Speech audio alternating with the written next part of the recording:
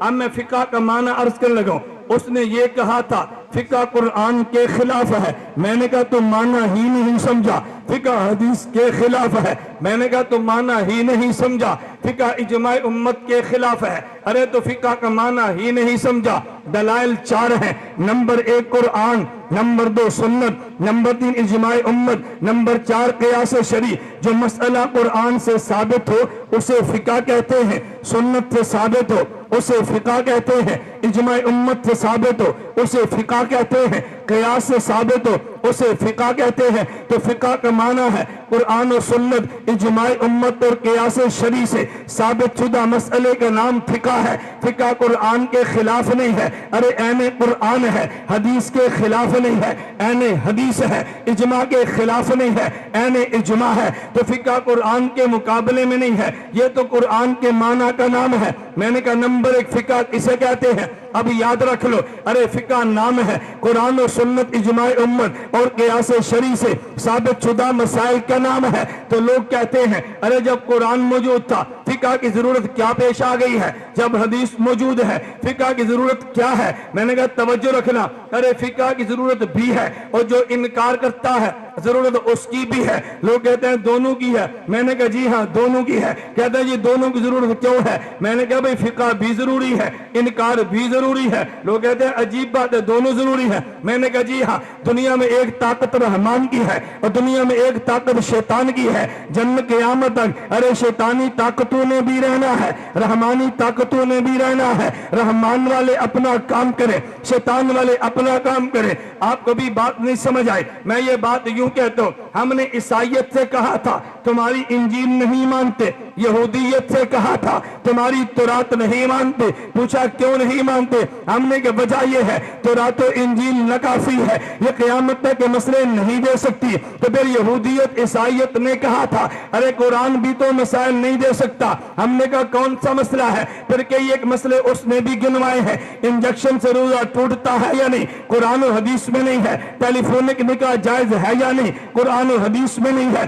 انتقال خون جائز ہے یا نہیں، قرآن و حدیث میں نہیں ہے۔ عزا کی پیون کاری قرآن و حدیث میں ہے یا نہیں، یہ عزا کی پیون کاری جائز ہے یا ناجائز، قرآن و حدیث میں نہیں ہے۔ تو کتنے مسئلے یہ تھے جو قرآن و حدیث میں نہیں ہے، ان کو بھی تو کہہ دو ناکافی ہے۔ ہم نے کہا نہ ہم اس کو ناکافی نہیں کہتے۔ ارے تورات و انجیل میں مسائل تو موجود ہیں لیکن تورات و انجیل میں ان کے لیے اصول نہیں ہے۔ قرآن و حدیث نے ہمیں مسائل بھی دیے ہیں اور اصول بھی دیے ہیں۔ ارے کوئی مسئلے قرآن و حدیث سے براہ راست نکل آئیں گے اور کوئی مسئلے ان کے پیش کردہ اصولوں سے نکلیں گے۔ ہم عیسائی اور یہودیوں سے کہتے ہیں ارے ہمارا اعتراض یہ تھا قرآن و انجیل میں سارے مسئلے نہیں ہیں، تمہارے پاس جواب نہیں ہے۔ تمہارا اعتراض یہ تھا قرآن و حدیث میں سارے مسئلے نہیں ہیں۔ ہم نے کہا مسئلے تو ہے لیکن کوئی مسئلے صاف صاف ہے، کوئی مسئلے اصولوں سے نکلتے ہیں۔ انہوں نے کہا جو اصولوں سے نکلتے ہیں وہ مسئلے کہاں پر ہیں؟ ہم نے کہا قدوری میں موجود ہے،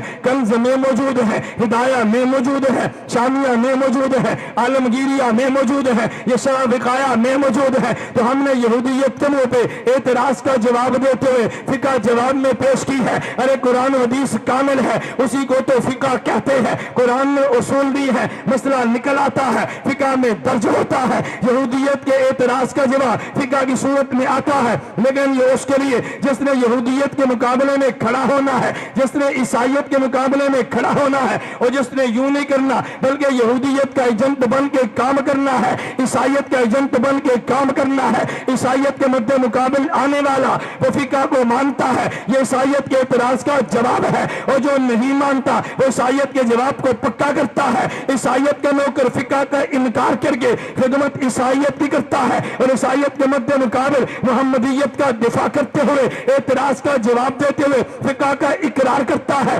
عیسائیت کا دشمن فقہ کا اقرار کرتا ہے اور عیسائیت کا جو قائل ہے وہ فقہ کا انکار کرتا ہے۔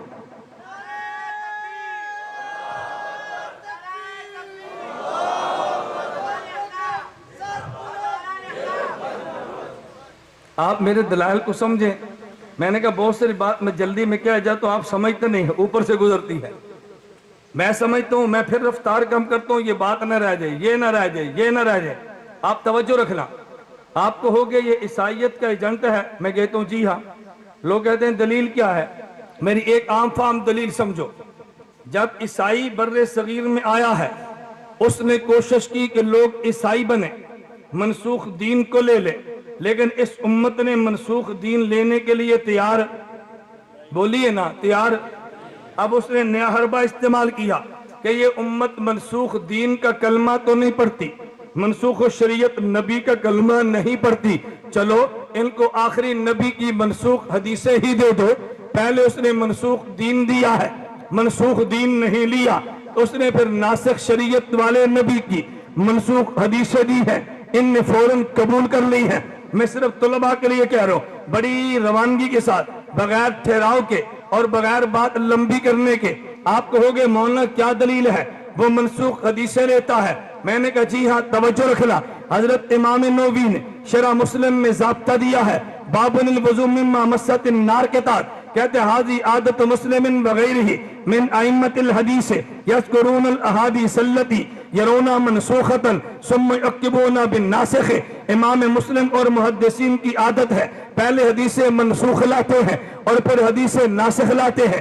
امام ترمذی باب قائم کرتا ہے، باب ما جاء فی التغلیظ بالفجر، پھر اس کے تحت حدیث لایا ہے، پھر باب ما جاء فی الاسفار بالفجر، پھر حدیث لایا ہے، پہلے حدیث غلس والی ہے پھر اسفار والی ہے۔ امام ترمذی باب قائم کرتا ہے، باب ما جاء فی افراد الاقامہ، پہلے اقامت اکاری والی حدیث لایا ہے، باب ما جاء ان الاقامت مسنا مسنا، پھر دوری اقامت والی حدیث لایا ہے۔ حضرت امام ترمذی نے باب قائم کیا ہے، باب ما جاء فی من تفوت رکعتان قبل الفجر یصلیہما بعد صلاۃ الفجر، اگر سنتیں چھوٹ جائیں تو سورج نکلنے سے پہلے پڑھی جا سکتی ہے، حدیث لایا ہے۔ باب ما جاء فی اعادۃ ما بعد طلوع الشمس، اگر چھوٹ جائے سورج نکلنے کے بعد پڑھے، پھر حدیث لایا ہے۔ اور امام نووی کہتے ہیں محدثین منسوخ حدیث پہلے لاتے ہیں اور ناسخ بعد میں لاتے ہیں۔ پھر میں یہ بات کہتا ہوں، امین بالجار کی حدیث پہلے ہے، امین بسر کی بعد میں ہے، ارے رفع الیدین کی حدیث پہلے ہے، ترک کی بعد میں ہے، فاتح خلف الامام کی حدیث پہلے ہے،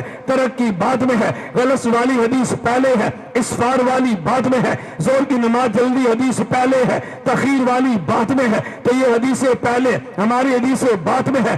عیسائیت نے کوشش کی ہے منسوخ شریعت والا دین لے لے، مسلمان تیار نہیں ہوا، اس نے پھر منسوخ حدیثیں دی ہیں تو بر صغیر کے لوگوں نے لیا ہے تاکہ امت میں فتنہ پھیل جائے۔ تو جو عیسائیت کا مد مقابل ہے فقہ کا اقرار کرتا ہے، اور عیسائیت کا جو ماننے والا ہے وہ فقہ کا انکار کرتا ہے۔ ہم فقہ کا اقرار کر کے عیسائیت کے منہ پہ تھپیڑ مارتے ہیں۔ ہمارا دین کامل ہے اور دلیل کے طور پہ ہم نے فقہ کو پیش کیا ہے۔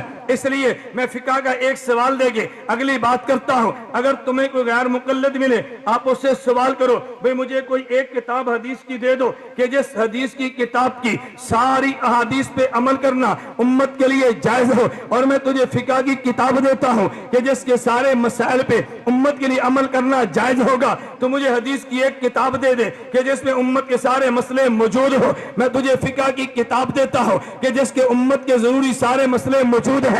ارے یہ فقہ تو جواب تھا، تو نے انکار اس لیے کیا ہے تاکہ فقہ کا انکار ہو جائے، عیسائیت کے اعتراض پکا ہو جائے۔